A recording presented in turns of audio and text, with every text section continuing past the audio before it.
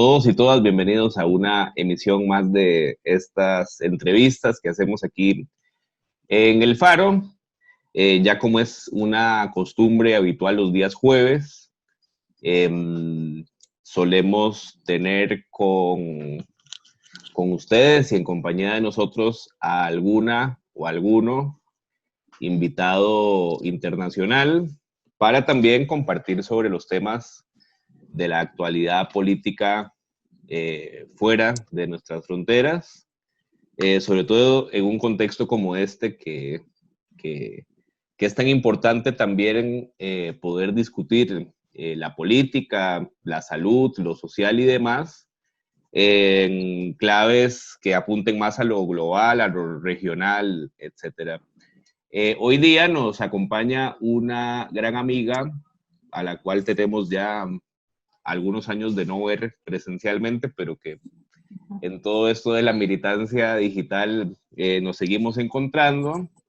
Ella es venezolana que además está en Venezuela y que se llama Orlenis Ortiz. Es una muy conocida comunicadora digital, una gran influenciadora en las redes sociales. De hecho, la pueden seguir en el Twitter, @OrlenisOV, ¿no? 74,000 seguidores para también ustedes puedan estar muy informados de cosas que no suelen aparecer en los medios hegemónicos en relación sobre todo al tema de Venezuela. Y ella también es investigadora. Orlenis, muchas gracias por acompañarnos en este esfuerzo que hacemos acá desde Costa Rica. Bueno, muchísimas gracias a ti por la invitación y un saludo a todas las personas que nos van a estar escuchando y compartiendo con nosotros este ratico.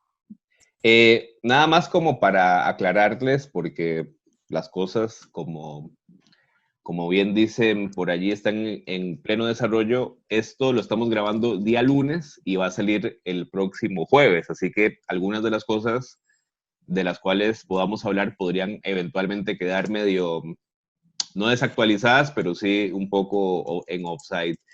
Orlenis, hemos estado viendo lo de Estados Unidos. ¿Qué impresiones te genera todo lo que está pasando en ese país, en el norte? Bueno, imagínate tú, lo que faltaba, ¿no? Allí se están cayendo un montón de mitos desde hace rato, no solamente por el contexto de las protestas que se han dado en los últimos 5 días, sino por todo el tema de la pandemia, que ya allí se acercan a los 2 millones de contagios, superan los 100.000 fallecidos, dejando ver un montón de cosas que Hollywood no permitía que se viera. Se caen allí un montón de historias que, bueno, habían decantado en lo que es el sueño americano supuestamente anhelado por todas y todos, y resulta que no, que ahora no era tan así.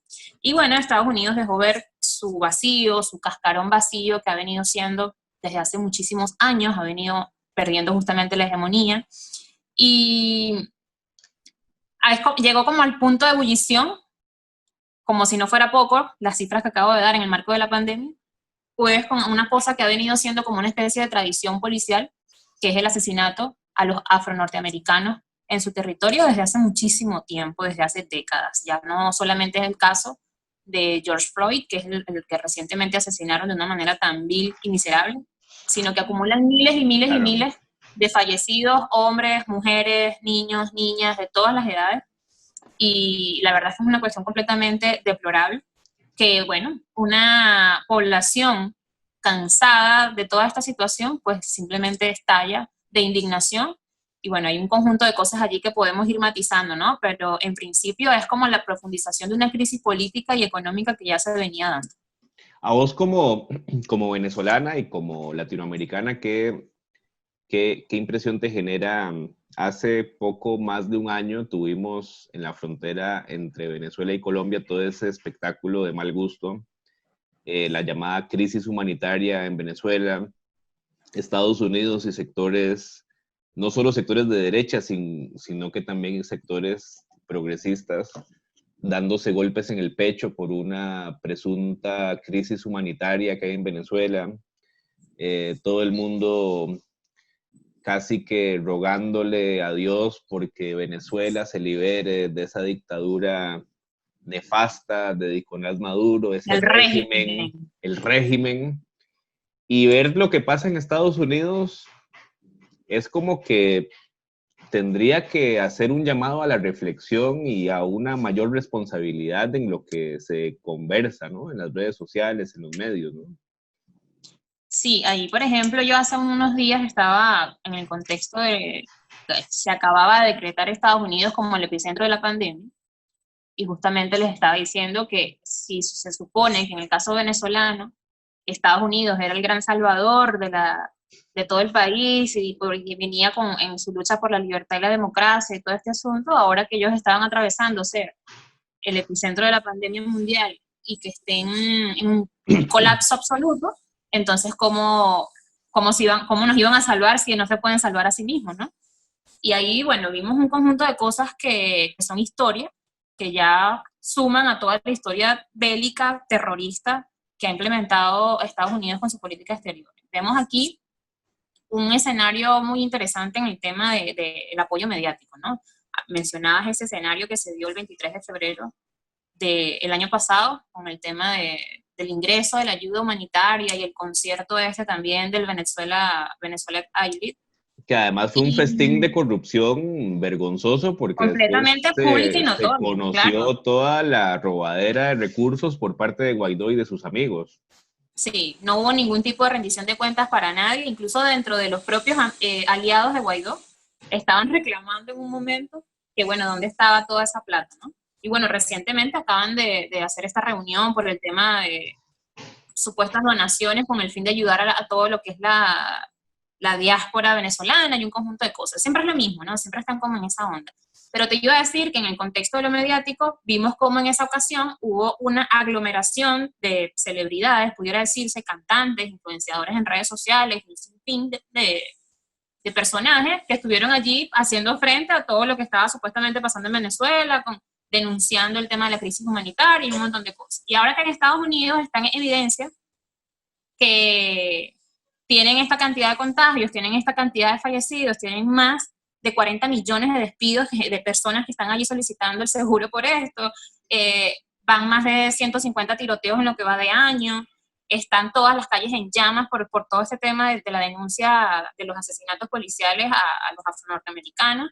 Entonces, están evidentemente en una crisis humanitaria. Entonces, no se ve por allí ese conjunto de personas que sí estuvieron en la frontera colombo-venezolana en ese momento diciendo alguna cosa. Y toda la industria hollywoodense tampoco es que está en contra de esas denuncias que se están haciendo, ¿no? Mejor dicho, no están a favor de las denuncias que se están haciendo por los asesinatos a los afrodescendientes. Bueno, Entonces, tampoco poca hemos gente hemos visto visto, por allí, muy poquitos, a la gente de la NBA, unos que otros actores y actrices, pero como todos se mueven en su músculo, en realidad no lo hemos visto y no lo veremos. Yo dudo mucho que lo veamos. bueno, tampoco vimos al señor Luis Almagro, que en otras ocasiones con relación a Venezuela ha dicho hasta lo indecible, haciendo llamados abiertos a la intervención, incluso militar en algunas ocasiones. Mutis, total. Bueno, y en el principio también estuvo Bachelet en esa onda, ¿no? Ellos dos están así como en la misma línea. Y lo único que se atrevió a decir Michelle Bachelet, como alta comisionada de los derechos humanos, fue que se deben tomar duras medidas contra los asesinatos de la policía contra los afrodescendientes. Entonces, ya no hay ningún tipo de moral para hablar de ese tipo de cosas tampoco, aunque en algún momento lleguen a hacerlo, igual no van a tener ningún tipo de legitimidad ni validez para poder denunciar alguna cosa. Y vemos eso en todo lo demás, o sea, toda una industria mediática, industrias de las fulanas ONG que están por el mundo supuestamente defendiendo los derechos humanos y todos guardan silencio en este momento por conveniencia. Y aquí hay digamos que se está dejando más en evidencia que nunca todo este tema de cómo la gente que es migrante venezolana en Estados Unidos desde hace muchísimo tiempo, todo lo que llaman la gusanera mayamera, también están calladitos y mucha gente aquí dice, bueno, obviamente van a estar callados para que no le retornen, no le quiten la visa y todo esto, ¿no? Y lo vimos con el caso de una actriz venezolana llamada Mimi Lazo hace un par de días, ella estaba participando de estas protestas y empezaron a decir que obvio, porque esa es una chavista, que no sé qué y tal.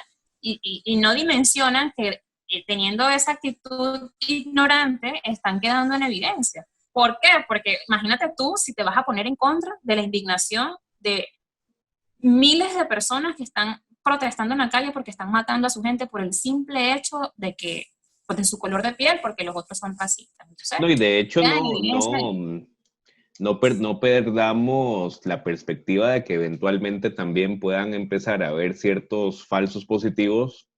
Por ahí yo vi unas imágenes, creo que era Fox News, que aparecía un manifestante con una camisa con los ojos de Chávez, y el diputado Julio Borges, que para los que no saben es uno de los voceros más recalcitrantes de la derecha venezolana que está en Colombia, y que De la conspira ultraderecha. de la ultraderecha y que conspira mañana, tarde y noche en contra de la estabilidad de Venezuela, sacó un tuit insinuando que el régimen de Nicolás Maduro era el que estaba Que fogoneando había las mandado para protestas. allá un esbirro a promover la violencia en las calles de Estados Unidos, particularmente de Washington, que es donde se vio esa imagen. No, Que la verdad es que es además una ese es cuestión. el manual que han aplicado en Chile, en Ecuador, en todos estos Bueno, países también donde... acosaron a una chica dominicana que llevaba la mochila tricolor y le estaban, no sé si lo viste, que No, le no. estaban diciendo, ¿y tú por qué estás llevando esa mochila? ¿Quién te la dio? Entonces ella responde, porque yo estuve en Venezuela hace poco. Ah, sí, ¿de dónde eres tú? De República Dominicana. Bueno, y no sé qué, el tipo ya no había qué decir, y entonces terminó el video diciendo, vieron, ahí está, una chavista dominicana en el imperio. Y yo, él realmente cree que se la estaba comiendo diciendo esto, quedó peor él en el video, ¿no? Claro, Entonces, claro.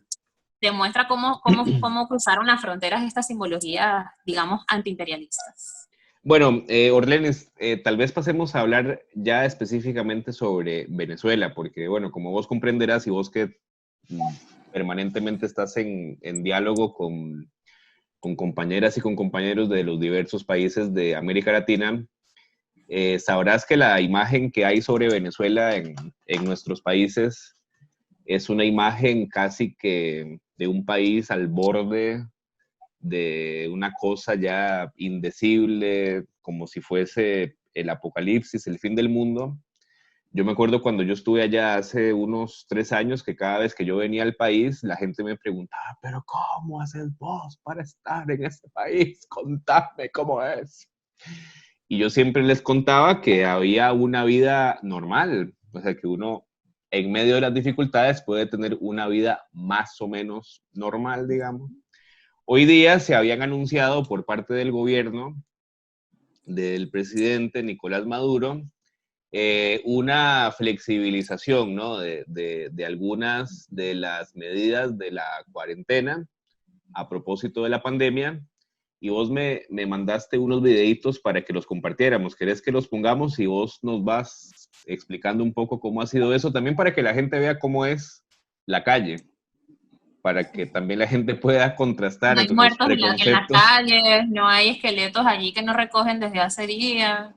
para que la gente pueda comparar los preconceptos que tienen y con la realidad, ¿no? Ahí yo creo que ya, ¿no?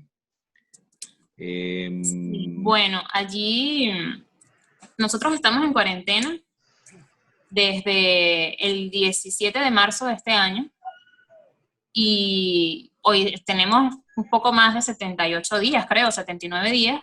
ahí está el Y a pollo partir de, Arturos. sí, esto es el Boulevard de Sabana Grande, que es uno de los principales sitios de mayor afluencia en toda Caracas. Hay otros similares, pero bueno, hoy quise pasar por aquí porque me llamaba la atención que en días anteriores todo este tiempo de cuarentena total, pues ha estado muy vacío. Y sabemos que allí transitan diariamente miles y miles y miles de personas, desde las 6 de la mañana hasta las 6 de la tarde y en la noche, a las 9 de la noche todavía ves altísima afluencia.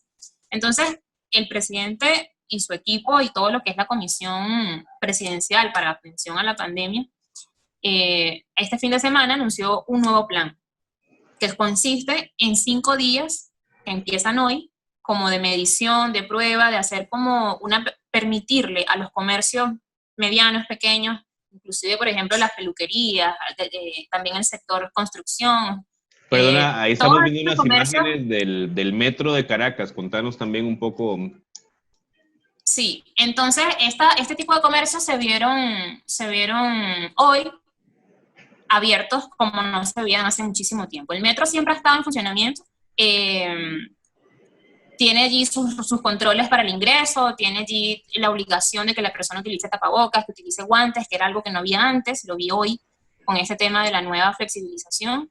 Y, por supuesto, el salvoconducto o un carnet laboral que justifique el motivo de tu traslado, ¿no? Porque nosotros, entiéndase, seguimos en el tema de la cuarentena, seguimos tomando las previsiones, pero también es un tema de ir probando, que era lo que te estaba comentando. Abren estos establecimientos en un horario específico, dependiendo del sector, puede ser desde las 7 de la mañana hasta las 4 de la tarde o desde las 8 de la mañana hasta las 5 de la tarde, y se va midiendo cómo se mueve la gente, cómo va todo este tema, y luego vienen 10 días de cuarentena total nuevamente. Este periodo va a permitir evaluar si hay un crecimiento, hay nuevos focos de contagios, hay un disparo en los contagios y este tipo de cosas. Entonces, es como un experimento social que se está haciendo para poder tomar decisiones más adelante que puedan poco a poco ir transitando hacia lo que ha llamado el gobierno nacional una nueva normalidad relativa y controlada.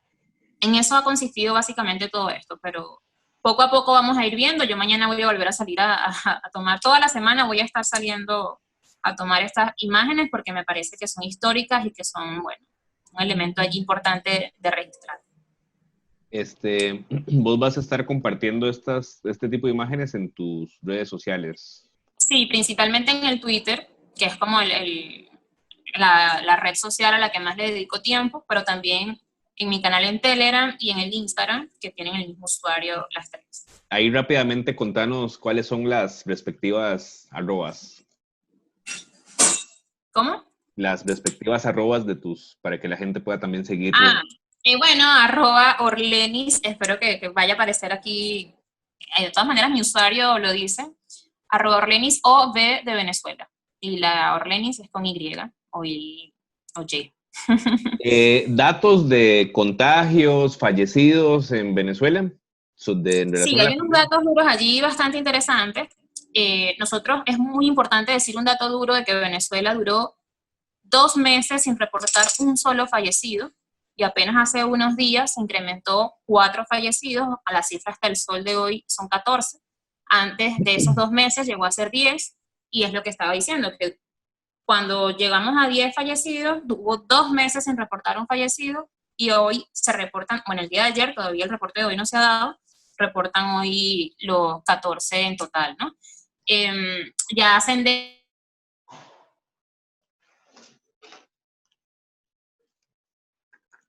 Ahí tuvimos un problemita de... Tenemos a 1.500 días. Sí, lo que pasa es que recibí una llamada que me estaba interrumpiendo. ¿Podrías repetir la cifra? Porque creo que se nos fue por un momento la comunicación. Otra vez se nos fue la Sí. Dale, ahí estás, dale. Repetimos la cifra, porque creo que ahí tuvimos un problemita técnico. Bueno, pero la parte de los fallecidos sí se quedó clara, ¿no? Bueno, si querés rápidamente, por si haya quedado algo. 14 fallecidos, ¿no? Sí, son 1.510 contagios en total, de los que 302 ya están recuperados, y hay 14 fallecidos. Te estaba comentando que hasta esta semana fue que se reportaron los últimos 4 fallecidos, y durante 2 meses se había quedado estancada la cifra en 10, es decir, que Venezuela tuvo 2 meses sin reportar un fallecido, lo cual es una cifra importantísima, un dato importantísimo, que por supuesto no lo vas a ver por ahí en ninguna de esas grandes agencias noticiosas, entre comillas, ¿no?, de desinformación. Otro dato importante es la cantidad de pruebas que se están realizando. A ver, ¿cuántas son? Ya ha venido acelerándose este número, y hasta el momento ya son más de 975.000 pruebas realizadas. Esto se reporta como 32.000, poco más de 32.000 pruebas por millón de habitantes. Eso tampoco lo dicen, y es un dato importante. Y no sé si... Esas pruebas son importadas de China, me imagino la mayoría. Sí, hay también aportes que se han hecho desde Rusia, aportes que se han hecho a través de la ONU. Entonces hay un conjunto de cosas que están también empujando para que Venezuela pueda sortear el tema del bloqueo, porque naturalmente no pudiéramos, si no tuviéramos bloqueado, acceder libremente a todo este tipo de insumos que necesitamos para la gestión de la pandemia, pero no. Entonces tenemos que acudir a un montón de maniobras y a los aliados principales de Venezuela para poder atender eso. Entonces no sé si quieres que te explique muy brevemente como que las principales medidas que se han tomado para Sí, abordar la pandemia, porque nada más dame, de esto deriva precisamente el porqué de los números, ¿no? Y voy a, antes de esto, si quieres voy a ¿cómo? repetir los números porque tengo aquí los números de contagios en Colombia, que es el país que está a la par de Venezuela. Los datos de Venezuela, lo que nos comentaba Orlenis, para que ustedes tengan una idea, son 1.510 contagios, 302 recuperados y 14 fallecidos. Esto, para que ustedes tengan una idea, es una cifra muy similar a la que manejamos aquí en Costa Rica, que hoy día estuvimos recién que culminó la conferencia de prensa del ministro Salas, 1.000 contagiados y 10 fallecidos. Ahora, Costa Rica es un país de 6 millones de habitantes, Venezuela es un país que, si más no me equivoco, son aproximadamente 30 millones de habitantes. Voy a leer las cifras de Colombia para que ustedes comparen Venezuela con Colombia y puedan ustedes sacar sus conclusiones en relación a lo que se dice en los medios de comunicación. En Colombia, al día de hoy, hay 29.383 contagiados, casi 30.000 contagiados, de los cuales se recuperaron 8.543. La cifra de muertes, a hoy lunes, recordemos que salimos jueves, es de 939 fallecidos contra 14 en Venezuela. Así que... Así es, ¿no? Y si tú, ya que estás diciendo las cifras de Colombia, es importante dar otro dato para Dale. poder analizar el porqué de las cifras en Venezuela. Nosotros tuvimos un buen rato por debajo de los 1.000 contagios. ¿Por qué? Porque, bueno, habíamos cerrado el tema de las fronteras, no cerramos la frontera, perdón, el tema del espacio aéreo con los principales focos de contagio del mundo, pero la frontera con Colombia permaneció allí con un dispositivo, un despliegue cívico-militar instalado, sanitario, que permitía el regreso de miles de venezolanos que huían de Colombia porque precisamente no tenían, en principio, un tema también de xenofobia y explotación y un montón de cosas, ¿no? Pero en el marco de la pandemia, peor todavía, porque al ser extranjeros, bueno, ni siquiera los propios colombianos cuentan con un sistema de salud óptimo en esto, ¿no? Entonces, para el venezolano aún peor, y obviamente acuden a un país que saben que los va a atender, y así se hizo. Entonces, la última cifra que estuve viendo es que ya estaban más de 50.000 personas retornadas desde Colombia a Venezuela, y ¿Cuántas, como perdón? allá el tema, más de 50.000. Por distintas vías, por Táchira, por Zulia, por Bolívar, por Amazonas, por Apure también, que digamos el segundo punto más importante de retorno es por la vía de Apure, en el municipio Páez. Entonces, este tipo de cosas con personas que vienen de un país que está en el casi colapso sanitario también por esta situación, donde obviamente no tenía ningún tipo de atención, ni monitoreo, ni prueba, ni nada, entonces esta gente que regresó es la que ha disparado, entre comillas disparado, Claro. los casos de contagio en Venezuela. Entonces, los principales focos que hay de las personas contagiadas de los nuevos casos vienen de Colombia precisamente. Entonces, ahí se instaló en la frontera un dispositivo cívico-militar donde le hacen pruebas no solamente por la pandemia, sino que le hacen evaluación general, donde pueden descartar también otras cosas. Vinieron muchas mujeres embarazadas, hasta el momento han dado a luz en Venezuela ya 15 de ellas. Entonces, tienen su atención en distintos hoteles, en distintos albergues, con el tema de la cuarentena obligatoria que deben cumplir cuando regresan. Se les mantiene un monitoreo también de salud en el marco de esto, no solamente se les practica una prueba, se les practican varias. Y así este monitoreo, ¿no? Hasta que se les retorna a sus hogares, bien sea por avión, ojo, porque pueden entrar por aquí, pero a lo mejor viven en el interior del país o hacia el centro, necesitan un traslado de una distancia muy, muy grande, entonces se utilizan los aviones de Conviasa o se utilizan, si están más cerca, una línea de transporte del Estado, y todo está absolutamente gratis. Entonces, ese elemento y además, por supuesto, los alimentan y también recibían allí una atención integral para el tema de salud mental. O sea, hasta estaban atendiéndolos en manera de, ¿cómo se llama? Con actividades recreativas, a los niños procuraban mantenerlos allí con algunas actividades educativas para que no se desfasaran demasiado y un conjunto de cosas. Entonces, es esa voluntad de decir, bueno, vengan, tenemos esta preparación, estamos en muy difíciles circunstancias por el tema de la crisis nacional y el bloqueo y todo este asunto, pero estamos prestándole el apoyo. Eso explica ese aumento en los contagios. Ahora quería comentarte el tema del por qué la cifra se mantiene baja, la famosa curva aplanada, ¿no? Entonces, yo he venido describiendo más o menos en 3 bloques, aunque hay muchísimas más medidas, pero yo destaco principalmente 3, ¿no? Aquí se han tomado medidas en 3 sentidos, que es distinto a lo que voy a decir luego, que son medidas sanitarias, medidas económicas y medidas de seguridad. Las de seguridad, dada nuestra frontera con Colombia, porque, bueno, es evidente que están constantemente bajo el asedio contra Venezuela, y de hecho, cuando empezó este despliegue cívico-militar que te comenté antes, intentaron infiltrar a algunos paramilitares, pero no contaban con que en el despliegue cívico-militar se tenía allí un dispositivo captahuellas para identificar a cada quien, y bueno, allí se cayó, en ese momento decretaron toque de queda y se controló la situación.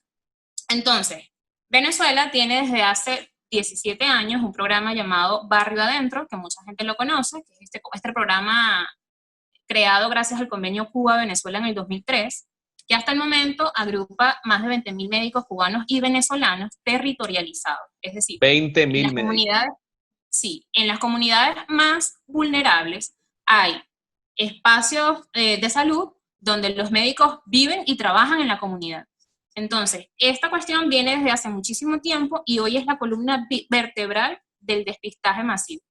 ¿Cómo se realiza el despistaje masivo? Casa por casa. Es decir, la persona no necesariamente acude a un centro hospitalario, a un centro de salud, sino que tiene otra forma de reportar su síntoma para que lo atiendan. ¿Qué es cuál? La segunda medida, que es el tema de la encuesta que se dispuso en el sistema Patria, que tiene unos 3 años creado, que toda la plataforma Patria, con todo el tema del carnet de la patria, la bonificación directa y ese tipo de cosas. El carnet de la patria que ha sido totalmente satanizado y estigmatizado sí. por la prensa a nivel mundial. Incluso recuerdo hace un par de años que una prestigiosa revista mexicana sacó un reportaje que se llamaba El carnet de la patria, el Big Brother venezolano, en alusión a la novela de George Orwell de 1984. Sí, han creado un montón de cosas en torno a esto, precisamente porque todo lo que se crea acá es vilipendiado y satanizado cuando no es invisibilizado, ¿no? Entonces, te estaba comentando que fue una herramienta creada bajo asedio. O sea, no es una herramienta que ha existido en Venezuela durante décadas, sino una herramienta creada bajo el bloqueo porque se buscaban algunas soluciones o algunas herramientas que permitieran contener la crisis como tal. Y en ese contexto se crea la plataforma Patria. Entonces, se dispone aquí, donde hay más de 20 millones de venezolanos y venezolanas inscritos. 20 millones. Sí, que no van a decir que hay 20 millones de chavistas, porque entonces sería casi que todo el país, ¿no? Entonces, lo que quiero decir con esto es que no importa el tinte político, no importa ni siquiera la condición, es para todos. El tema del carnet de la patria. Es universal. Porque justamente busca atender minuciosamente y directamente, rompiendo cualquier canal intermediario. Entonces, aquí el gobierno nacional dispuso una encuesta donde tú podías reportar, aparece ahí una serie de síntomas asociados al COVID-19, y la persona que vaya presentando algunos de estos síntomas, bueno, marca la cuestión y envía. En esta plataforma aparece la dirección de las personas, el núcleo familiar y todo este tipo de cosas, de modo que cuando recogen esta información, esos médicos que comenté antes saben a dónde dirigirse, a buscar los casos sospechosos, lo que permite optimizar el tiempo, optimizar los recursos, y cuando van a hacer el caso por casa no están adivinando quién podría a lo mejor estar contagiado o no, o ser sospechoso o no, sino que saben a dónde ir. Entonces, esto es una cuestión indispensable y que se tiene que decir, se tiene que dar a conocer porque no lo veo en otro país en ese sentido. Entonces, hay una tercera, que también fue creada bajo asedio para contener la crisis económica en el país, que es el tema del CLAP, los comités locales de abastecimiento y producción, que son estas cestas de comida, una caja de comida con un conjunto de productos que son subsidiados por el Estado y, bueno, que atienden hasta el momento a unas 7 millones de familias. Entonces, este programa siguió, y no solo siguió, sino que se profundizó en el marco de la pandemia. Dijo, no, esto todavía hace más efectivo. Esas cajas de comidas a esas 7 millones de familias, ¿con qué frecuencia o regularidad llegan a una vez al mes, y también ha venido de la mano con otro tipo de complementos, ¿no? Porque esta caja no incluye proteínas cárnicas o proteína animal, sino vegetal, entonces también se articulan de otras maneras con algunos combos de otro tipo, que sabemos no es el ideal, porque mucha gente está diciendo, bueno, pero yo no quiero depender de una caja, yo no quiero depender de un bono, yo no quiero depender de esta cosa. Ok, pero no estamos en condiciones normales. Tú decías antes que, bueno, que tú habías visto acá cuando estuviste aquí una normalidad, la gente igual desarrollaba su vida y tal. Yo prefiero llamarle que hay un país en calma, hay un país tranquilo, claro, porque claro, precisamente no es normal, no, las condiciones en las que estamos no son normales y por lo tanto no se pueden analizar bajo una lógica de normalidad de decir yo no quiero esto, yo no quiero lo otro, porque más bien son herramientas que se están utilizando para contener la situación y ha funcionado, porque si en este país no existiera el tema del carnet de la patria, no existiera el tema de los comités locales de abastecimiento y producción, que son los CLAP, la viéramos todavía mucho, mucho peor con la crisis económica que tenemos, dado el contexto además de bloqueo financiero y comercial a nivel internacional. Entonces, estas son cosas que se deben decir porque no se trata de si se toman o no las medidas a tiempo nada más y ya. ¿Qué es una medida a tiempo? La cuarentena total, que nosotros la tomamos en el día 2. Bueno, no. Se había hecho primero una cuestión regional, como de 6 estados, cuando se detectaron los 2 primeros casos. Eso fue un viernes, pero luego ya el lunes igualito salió el presidente a decir cuarentena total, temprana, y los resultados están allí. Entonces, es un tema de la visión política, económica y social del gobierno de un país previo a la pandemia, todas las condiciones con las que cuenta y todo este tipo de cosas, el modelo que se plantea, y la toma de medidas a tiempo, precisamente poniendo a la persona en el centro y no a la salud mercantilizada como ellos la ven. Y esto lo vemos, por ejemplo, en un caso de diferencia, para que compares allí con el caso de Chile. En Chile se dijo hace poco que el gobierno nacional iba entonces a repartir una serie de cajas de comida y tal y qué sé yo. Y ha sido hasta el momento prácticamente un desastre, porque no tienen una preparación, no tienen además un conocimiento territorializado concreto, no tienen una organización como política de Estado en las comunidades, sino que la gente ha hecho esto a partir incluso de iniciativas más pequeñas, algunas alcaldías, algunas comunas, entonces, y su propia gente organizada, ¿no? Entonces, en Venezuela se tiene esta experiencia, irónicamente, o mejor dicho, paradójicamente, con 3 años de asedio, creando herramientas alternativas para contener la crisis, y hoy son precisamente las cosas que nos ayudan a tener mejores resultados. Sí, yo de verdad te agradezco mucho por este espacio, que yo sé que vos tenés una agenda muy apretada, pero es importante que estas cosas se sepan, o sea, que son cosas que hasta para mí mismo pueden ser hasta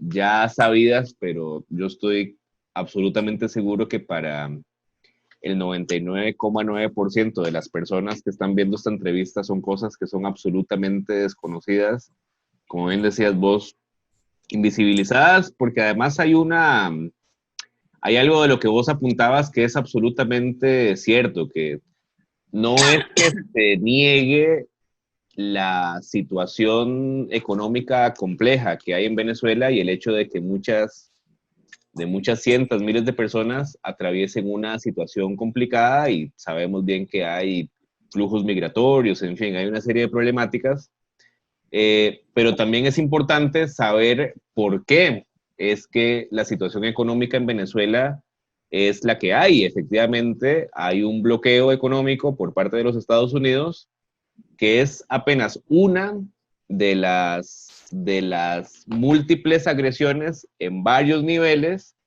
que los Estados Unidos han emprendido en contra de ese país. Y ya con esto quisiéramos como ir cerrando, sí quisiera que también te refirieras a los hechos que acontecieron en el mes de mayo, que fueron una vergüenza, porque fueron hechos perpetrados desde el más alto nivel en la Casa Blanca, tal y como que incluso muchas de esas denuncias y mucho de lo que sabemos de esos hechos fue a raíz de filtraciones de los propios perpetradores de la arremetida esta mercenaria que impulsaron algunos. Después se le ha querido bajar, que bueno, que Guaidó firmó un documento, pero no tenía el aval suyo, y por allá salió este personaje nefasto de JJ Rendón también, contradiciendo, un desastre. Y como fue un desastre, eso lo que me parece es que la tendencia por parte de los medios hegemónicos ha sido invisibilizarlo. Eso no pasó porque jamás reconocer un fracaso de esa envergadura. Entonces, si tal vez pudiésemos hacer una, no sé, una cronología también para que la gente sepa qué fue lo que pasó, pero que también la gente pueda dimensionar cómo Venezuela está preparada para ese tipo de ataques, como muchos otros que ha habido en estos últimos 3, 4 años.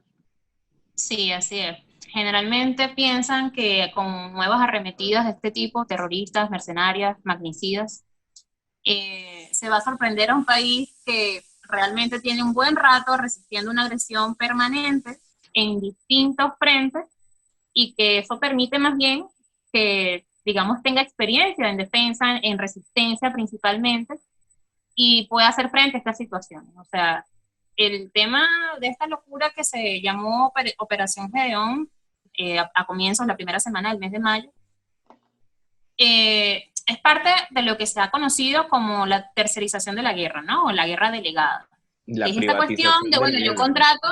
yo contrato un tercero que ejecute lo que yo no voy a hacer, porque si ellos fracasan, yo finjo demencia, pero si ellos tienen éxito, ahí sí hay un reconocimiento automático, como en efecto históricamente ha hecho Estados Unidos con cualquier intento ridículo que ha emprendido la derecha venezolana, como aquella intentona golpista del 30 de abril en el distribuidor Altamira, con el tema de los plátanos verdes, en el puente, y que todo fue un fiasco, y que lo que más se logró fue que el, el prófugo Leopoldo López se refugiara en la Embajada de España. Bueno, y también Entonces, lo que pasó en agosto del 2018, que fue que le reventaron drones casi que a claro, 30 claro, metros de eso distancia viene al desde presidente hace un Maduro. buen, constantemente distintos ensayos, ¿no? El atentado contra el presidente, imagínate tú, que muchas oportunidades también, todo lo niegan al principio, ¿no? Como para ver primero qué dicen, y poco tiempo después empieza a aparecer todo. De hecho, pasó con la operación Gedeón. Guaidó dijo inmediatamente que era un montaje del gobierno de Maduro, y al día siguiente estaba pidiendo el respeto a los derechos humanos de los mercenarios, porque pobrecitos los estaban esperando para masacrarlos. Pero además Entonces, los no, o mercenarios sea, muchas si tú veces, no te dejas tumbar, esa es la lógica de la ultraderecha venezolana. Si no se deja tumbar, entonces es un miserable, desgraciado, ¿sabes? Con intenciones concretas de magnicidio. Porque el plan no solamente fue un testimonio de una persona que agarraron, no.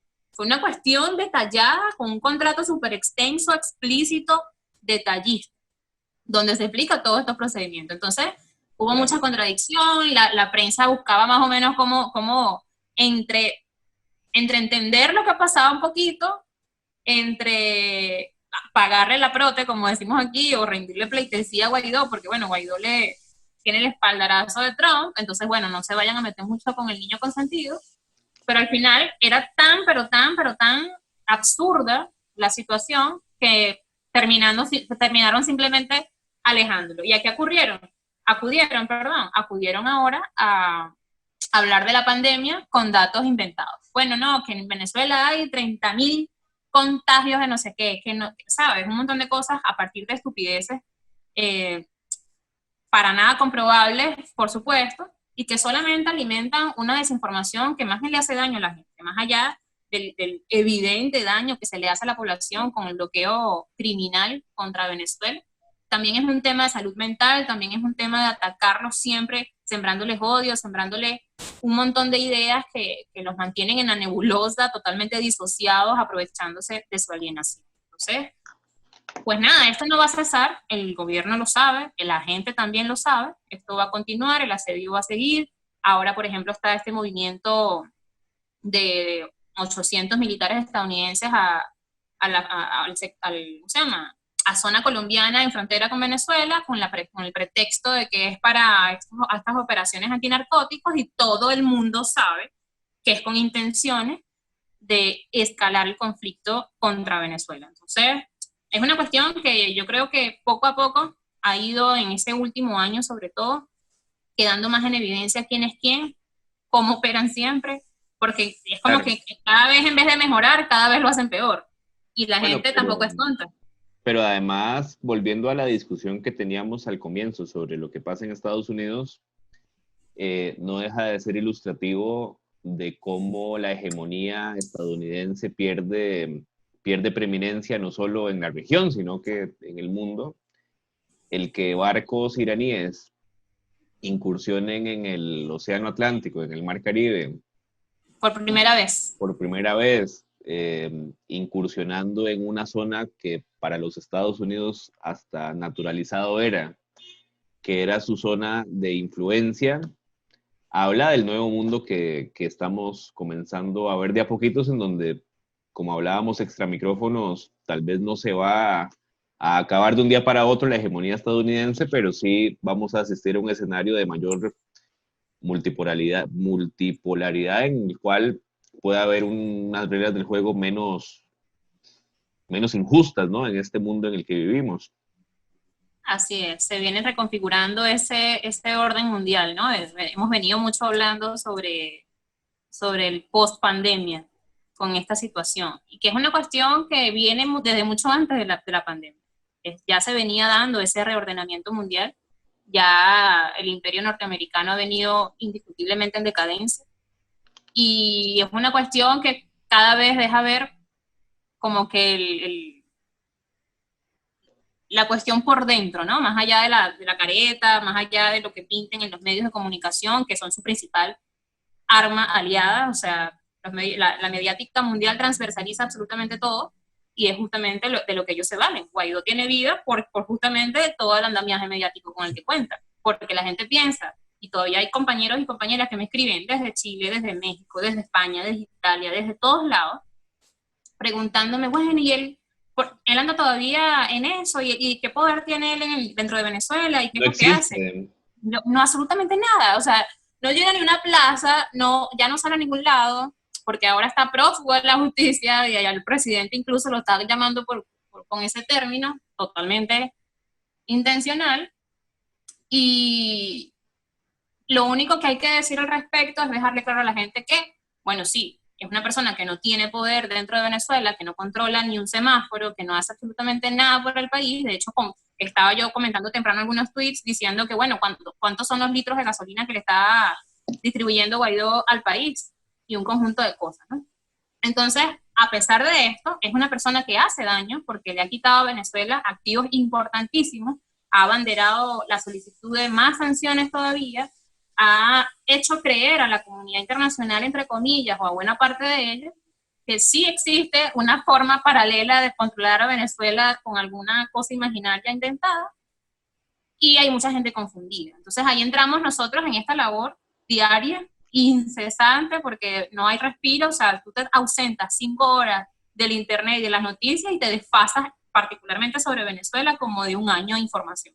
Porque aquí lo que pasa en un mes es como que pasara en 5 años en otro país. Es una locura Es total. una locura. Entonces, eso hay que dejarlo claro, que él no tiene poder dentro de Venezuela, que no tiene ningún liderazgo ni siquiera dentro de la oposición, pero sí hace mucho daño para el país fuera de nuestras fronteras, que se ve en casos que ya se rompió el mito de que las sanciones, las mal llamadas sanciones, este bloqueo criminal era solo contra el gobierno de Nicolás Maduro, sino que afecta a todos, y no solamente afecta a todos en cuanto a la población, a la gente palpable, sino que no importa si son chavistas, si son Claro, opositores, claro. si no les interesa la política. O sea, no. Con las medidas que han aplicado, que además las anuncian, muchas de ellas, como en el caso de DirecTV, que ya veíamos a Carlos Vecchio y a esa gente también hablando como asomando la cosa, pasa el tema de DirecTV, le echan por supuesto la culpa al gobierno nacional. Es muy fácil envolver a los alienados que no investigan, que no son capaces de leerse siquiera una norma o un poquito de historia o lo que sea, pero hay otra parte de la población y que cada vez es más, cada vez es mayor, la cantidad de personas que están dándose cuenta de quién es esta gente y que sí les afecta en términos individuales. Así es. Bueno, Orlenis, vamos cerrando. Yo te había prometido que íbamos a durar nada más media hora, pero claramente... Y yo te dije que eso iba a ser imposible. Vos me dijiste que estaba vendiendo humo y que claramente íbamos a... Pero la verdad es que ha sido de mucho provecho y yo estoy seguro que el día que saquemos la entrevista al aire el próximo jueves a las 8 de la noche, hora de Costa Rica, que son las 10 de la noche en Venezuela, vamos a salir por el Facebook Live y después vamos a hacer unos videitos cortos con extractos como más específicos. Los vamos a mandar para que también vos puedas circularlos a través de tus redes sociales.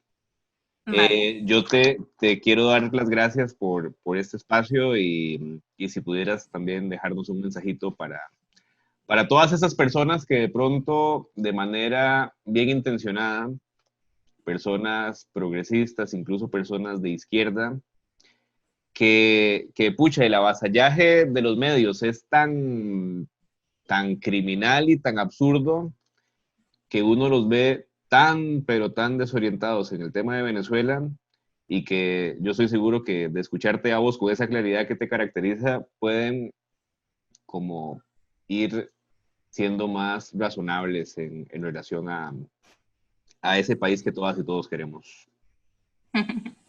Bueno, pues sí, yo quiero dar 2 datos allí al respecto para más o menos ubicarnos en lo que debemos analizar, ¿no? Ensayar allí, poner en ejercicio nuestra capacidad de discernir. Yo estuve en diciembre en España y duré un buen rato por ahí.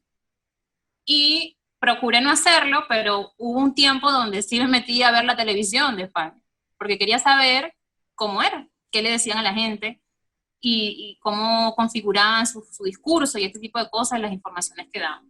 Y llegué a una conclusión, y es que no es Venezuela la que tiene el cerco mediático en realidad. Es el resto del mundo, y particularmente España y Europa, los que tienen el cerco mediático porque no les permiten ver la realidad que pasa particularmente en Venezuela. No había manera en la que yo siguiendo los medios tradicionales, la prensa escrita, lo que sea, me enteraba de un ápice positivo de lo que sucede en Venezuela. No había manera. Lo sabía yo porque soy activa en redes sociales y sé a quién acudir, pero una persona, ciudadano español, no tiene acceso a esto. Entonces, es importante que nosotros revirtamos ese concepto de que solamente Venezuela es la que tiene el cerco mediático porque es el resto del mundo al que no le permiten ver qué es lo que pasa en Venezuela. Y otro elemento es el elemento Chile. O sea, desde octubre pasado ya van 7 meses desde aquella rebelión popular que se ha venido desarrollando y vemos mucha juventud, muchísima juventud y también, bueno, personas de todas las edades que internalizaron ya en qué consiste el neoliberalismo, en contra de qué están, cuáles son las consecuencias de este modelo instalado en su país, cuáles son los responsables, tienen claro este panorama y además tienen claro el plan y cuál es el objetivo, que es el cambio de la Constitución. Sin embargo, cuando les mencionan Venezuela, se esgrinchan y dicen, no, la dictadura, que el régimen, que no me comparen, que yo no quiero saber nada de eso. Y es una cuestión que pasa también por un compromiso nuestro o una responsabilidad nuestra, o no sé si una misión de poder insistir en romper con esa contradicción que se tiene. Porque si se tiene ya esa definición de en contra de qué se está peleando, cuáles son las injusticias instaladas, que no es un tema solamente nacional de Chile, sino a nivel mundial, entonces tenemos que profundizar y poder entender que es una cosa que crece luego a lo regional y que luego crece a lo global, que las luchas son las mismas, que si allá hay una campaña que dice apaga la tele es por algo, y si casualmente tú te envenenaste contra Venezuela a través de la televisión y todos los medios de comunicación o de desinformación, como prefiero llamarles, entonces también hay allí como que permítele permítete tener la duda de si es qué tan cierto es lo que te han dicho sobre Venezuela. Entonces creo que ahí es vital el rol que asume cada persona, preocupada incluso por su salud mental, de poder investigar la realidad, de poder buscar los datos, de poder buscar la información con rigor y no las opiniones y todos los fake news que esta gente les inventa. Bueno, llegamos al final. Darle a todas y todos las gracias a Orlenis por este espacio tan amplio, tan claro, que sin duda alguna a todas y a todos nos va a ser de una gran utilidad para poder formarnos mejores criterios en relación a lo que pasa en América Latina, en el mundo y puntualmente en Venezuela, como lo ha sido el caso de la entrevista de hoy. Recordarnos tus redes sociales nada más para irnos. Así es, bueno, es el punto de quiebre. Yo creo que la pandemia ha representado un punto de quiebre en la humanidad y eso tenemos que identificarlo. Mis redes sociales, @orlenisod de Venezuela, en todas partes, en YouTube, en Twitter, en Instagram, en Telegram, ahí estoy a la orden. Ahí pueden ver videos, transmisiones en vivo, en fin, un montón de cosas Datos, muchos datos, para porque es poder, importante ese tipo de cosas. para poder salir nosotros de ese cerco mediático en el que estamos, como bien decía. Bueno, muy buenas noches y nos vemos pronto aquí en El Faro en otra entrevista sobre los temas internacionales. Buenas noches. Chao. Pronto.